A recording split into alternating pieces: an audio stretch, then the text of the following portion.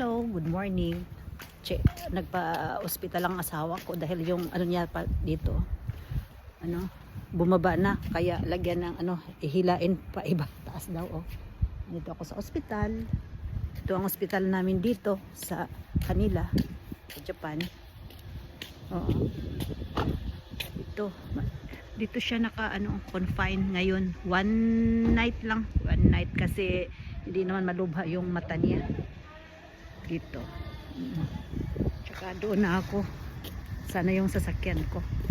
Maganda dito ang ospital, di ba? Mainit. May gabi ako na lang mag-isa. Ayan, maganda dito. Ayan siya. Ayan siya. May park din doon sa unahan sa mga bata. Ayan. Punta na tayo sa sa sasakyan ko. Kasi hinatid ko lang ang asawa ko dahil hindi siya pwedeng mag-drive. Saan ba yung sasakyan ko? Saan ba yun? Nawala na ako.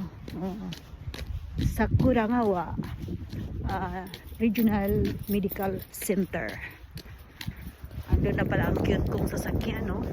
Pinaka-cute. Pinakamura sa pinakamura.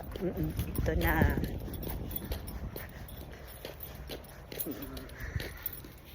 Ito na ang sasakyan ko. Pauwi na ako. Ako na lang mag-isa. Ito. Ayan.